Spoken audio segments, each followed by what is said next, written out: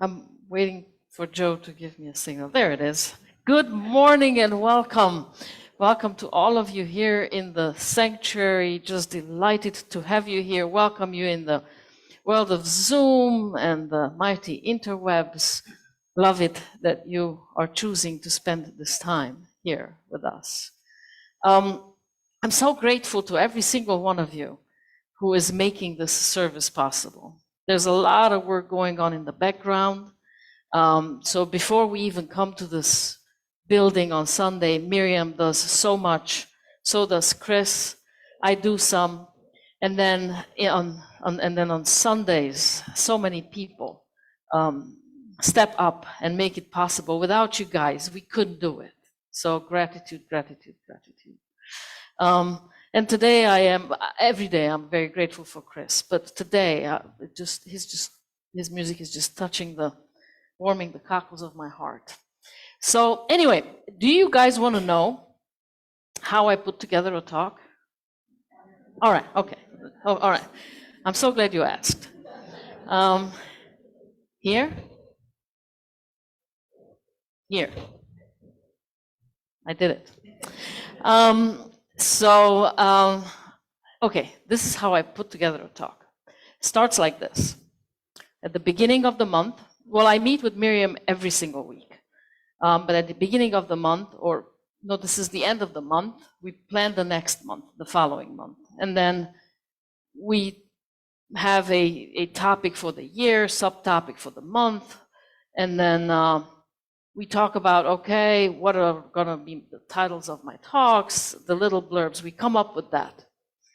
And then it's my time to speak. If I have more than a week, then I start more than a week, maybe 2 weeks, because I only speak the first Sundays of the month.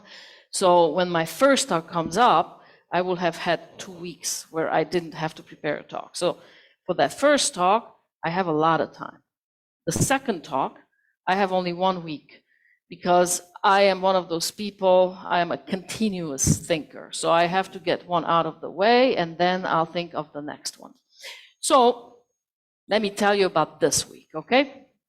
So I had a week to prepare. I start Monday. And this is what it looks like. So I know my topic, and then I have an idea of what direction I want to go in, right? And then I start researching. And just imagine it's like a big meadow, a field, and there's nothing there, not much there. And then I start researching and then splash a color, and I just throw it there. It's like, imagine it's flowers, wildflowers. So I have an idea and I just throw it there. And then the way I prepare is, I think I'm probably a little bit ADHD or ADD, whatever the letters are, because I jump from here to there. So my brain makes weird connections. And I'm sure you've noticed that in my talks too, that sometimes you're wondering, is G going anywhere with this? Is she gonna bring it together? And sometimes I don't bring it together, but most often I do. So splash a color there, and all week I just keep adding to this meadow. And so by Saturday, this meadow is crazy. It's packed. It's full of color all over the place. And time and I have a weird relationship. Like, I don't really get it. And I always think it's made of rubber. So Friday, I still think like, I don't have enough color. Like, I still gotta add more to it. I think, oh, Sunday's so far away. It's not. Then Saturday comes, and all day, I don't like to leave the house, and I get in this zone, and now I'm looking at my field, and I'm thinking, dang, I gotta narrow this thing down. Like, how am I gonna do this? So then, it's just like that. And I look at my field, and then I pluck a flower from here, and one from there, and from there, and then I have to put it together in a bouquet. And then I think like, okay, what should my bouquet look like? Which flower do I offer you first? And then what's my second flower that I'm offering you? How am I arranging this So it's palatable. So it's fun early Saturday. Then it starts to change. I'm realizing, oh, wait, time is not made of rubber. In fact, I am quite stretched for time. So how am I going to narrow this down? Which flower am I going to present? Why? And then the self-doubt. Well, what makes you think that anybody will be curious about your flowers? What makes you think that you can pull this together? Who do you think you are? You're not good enough. So that's the end of Saturday, like every Saturday, people. And then eventually I go to sleep if I'm lucky. I wake up in the morning and I realize, oh my God, I got nothing. So I still get dressed as if I had something. And I always think, like, why am I even getting dressed? Like, I'm pretending here like I have something to offer. And then I always get in my truck to drive here, although I think, like, I have no business getting in my truck and driving here. And that drive is the most awful drive I ever make. It's because of the self-doubt. And I mean, it's horrible. Like, you have no idea. So I usually call my sister. She talks me off the edge or ledge. And I call her. It's on Messenger. So we see each other when I'm driving. She's there and we're talking. And then I tell her I don't have a talk. And she says, gee, you said that last week too. And then she says, you'll pull it together. You'll see. It'll come to you. You'll pull it together. It'll be okay. And then I tell her, you know, you're not validating my fears and you're not validating my anxiety, because in reality, it's not that easy to pull something together, and you'll be fine, G. So I do that, then I get here, and then I get up and I start, and it's okay, most often. But that's how I put together a talk. Now, why am I telling you this? It's because today I'm talking about perfectionism. And if you are not a perfectionist, then just sit here and try to have compassion for the rest of us. And if you are a perfectionist, then God help you, because it's awful. It's terrible. And what is perfectionism? Well, it's a shield. That's what it is. It's like a 1,000,000-ton shield that we put up to protect ourselves. To protect ourselves from failure, from anybody noticing that we are less than, from, making ourselves vulnerable, because it takes a lot of vulnerability to come and stand in front of people and then just bare your soul. So perfectionism will show up as two things. One, you keep working at something and you just keep working it and it's just never good enough. And if it's a book, you're never ready to publish because it just needs one final draft. I just need to change that bit, this bit, that bit, and it's just like never done. That's one form of perfectionism. The other form is, I don't even start. I have so much anxiety that I just keep putting it off. So these are the procrastinator perfectionists. That's this one. And I had an epiphany. I hate writing articles for our monthly newsletters. In fact, you may have heard me say it. I call it death by 1,000 little articles. I hate it. And then I thought, I know now why I hate it. Because once I write it down, and once it's published, I mean, like, where am I going to hide? You see it, you read it, and you say, oh, that was a waste of my time. Or you might say, oh, that was a good idea, or whatever. But you understand? It's bearing my soul again. And I don't want to do it. Because most often, I don't think that there's enough soul there to bear. Or there's not enough. I'd like to show up as, holier than thou, deeply spiritual, perfect. And in fact, I am deeply flawed, very insecure in many, many different ways. And I don't want you to know about that. I want to hide it from the whole world. So I carry a 17 million ton shield, pretending that I'm everything that in fact I am not. Now, who can relate? Phew. Which, of course, too bad for you. So, what is the antidote to perfectionism?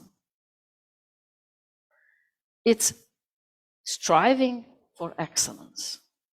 And the operative word being striving. Sure, we come together with the best of intention. We're trying to produce something really, really good. And sometimes we do, and sometimes we don't. So what? We're in this game, it's this life, and we're figuring it out. But it's, again, a vulnerable place to be. For instance, right now, church-wide, we are engaging, for instance, a marketing consultant, an online a social media expert, because we want to grow this church. We want to establish a strong, vibrant future for us. So we are doing something we've never done before. Now, if I would like to procrastinate anything, it's this. Because it's just so much easier to say, it's okay. Not step out, not try something different for fear of failure. So, we will make mistakes. How's that going to be for you? Your leadership in this church is going to make mistakes. How is that going to be for you? How will you hold your leadership then? Will you hold your leadership accountable? Or will you shame them, blame them, and guilt them for making a mistake? It matters. The antidote to perfectionism, and think of perfectionism as a malignant tumor. Don't think of it as anything good. It's not good. If you ever had a notion, and if you've ever exalted perfectionism, like that's the way to be, let this be your undoing. It's malignant tumor. The antidote to perfectionism is striving for excellence with an extremely liberal dose of grace. Liberal dose of grace. So as we are charting your leadership, we are charting this new path in hopes of an awesome future. Hold us accountable with an extremely liberal dose of grace and expect that we will make mistakes. Just know it. There's people leading this church. We bring our best, we're striving for excellence, and we count on your grace. We're not perfect. We don't pretend to be anymore because it's too heavy a weight to carry. Too heavy a weight to carry. And it does two things. It paralyzes. It paralyzes one from accomplishing and another from even starting to accomplish anything. These are the two forms in which perfectionism shows up. So what if we just embraced our flaws? What if we acknowledged them and we dared to bare our soul, however much soul there is, however deep it is, however shallow it is. Just dare to say, this is the human experience. I'm part of it. There is a Japanese form of art called kintsugi. When a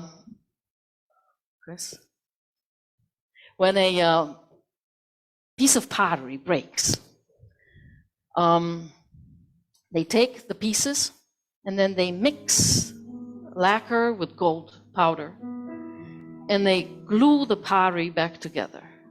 And in fact, it's very expensive to buy a piece of kintsugi pottery because there's so much work and there's so much care put into it.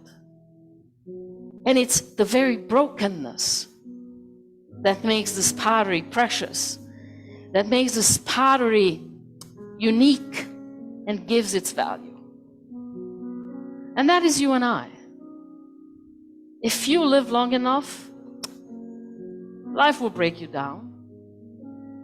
People will hurt you. Things will happen that you never, ever, ever expected.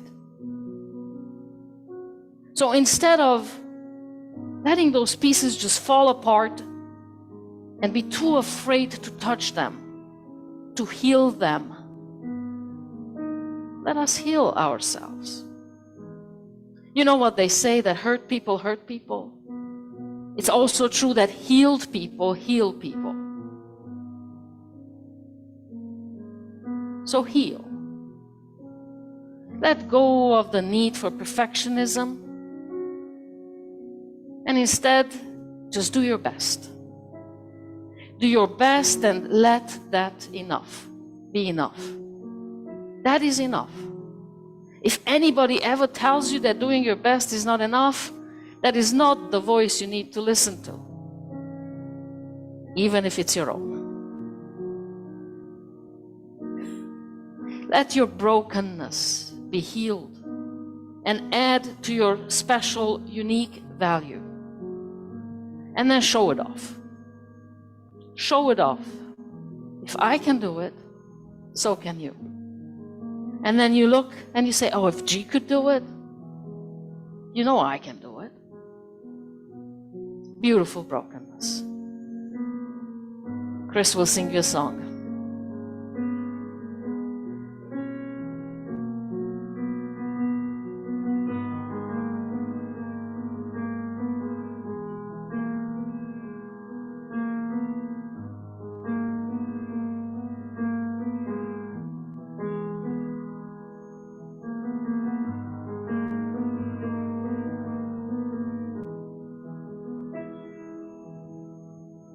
All my life I've tried to hide these cracks within my soul.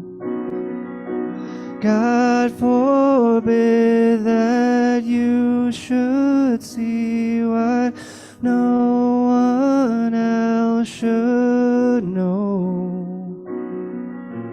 Day by day it wore me down, this aching pain inside. I had no choice but to set free what would not be denied.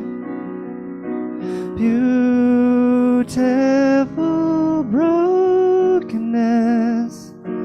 love will always win. Beautiful brokenness, that's how the light gets in.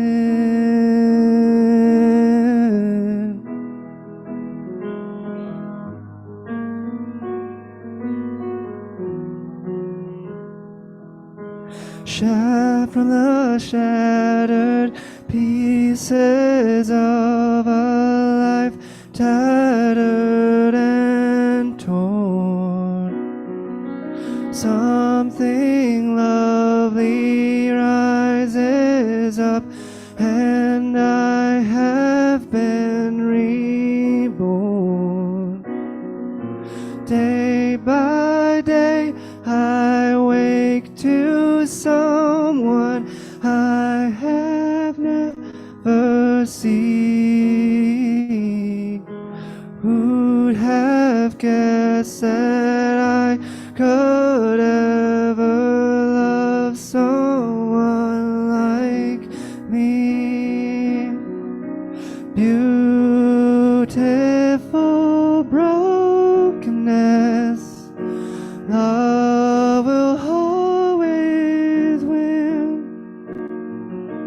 Beautiful brokenness, that's how the light gets out here in the open. I have freed my soul. Somehow being broken has made me whole.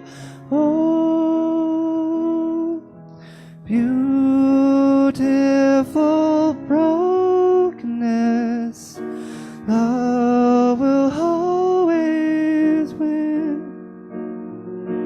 Beautiful brokenness, that's how the light gets in.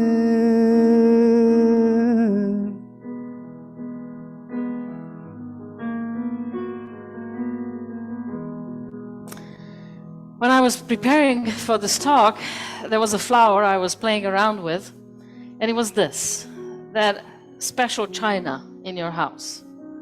The one that you only break out for very special occasions because no other occasion is good enough. It's the china that almost never gets used because, like, what occasion really warrants that, right? So then, the most beautiful piece in your house just never gets used. So I thought, we are like that. There is so much we don't do because we just never believe that we're good enough. And then it's like that china that's hidden in that cupboard, and it's the most beautiful thing. And nobody will ever know, and nobody will ever be able to appreciate it because, well, we just don't break it out. Because of fear, because of shame, because of fear of criticism. Aristotle, is that how you pronounce? Aristotle, thank you. Oh, what would I do? It takes a village. Aristotle said, if you don't want to be criticized, do nothing, say nothing, be nothing. If you don't want to be criticized, do nothing, say nothing, be nothing. Well, you can't live like that, right? So yesterday we do this Qigong in the morning, and I was talking to the participants. Bev was there, and Freya, and so I brought up this because I was percolating. I was playing with my flowers. I was percolating. I brought up this thing. Do you have the china? How often do you break it out? Why just then? Why other times are not good enough? And so on and so forth. We talked about it. And then, as love would have it, I found the poem. And I am going to close with this poem. It is by Joyce Rupp. It's called The Cup of Our Life. It is time for me to see the flaws of myself and stop being alarmed. It is time for me to halt my drive for perfection and to accept my blemishes. It is time for me to receive slowly evolving growth, the kind that comes in its own good time and pays no heed to my panicky pushing. It is time for me to embrace my humanness, to love my incompleteness. It is time for me to cherish the unwanted, to welcome the unknown, to treasure the unfulfilled. If I wait to be perfect before I love myself, I will always be unsatisfied and ungrateful if I wait until all the flaws, chips, and cracks disappear, I will be the cup that stands on the shelf and is never used. So break it out. Be vulnerable. Heal. Stop perfectionism, because you're good enough. And let that be enough. And so it is.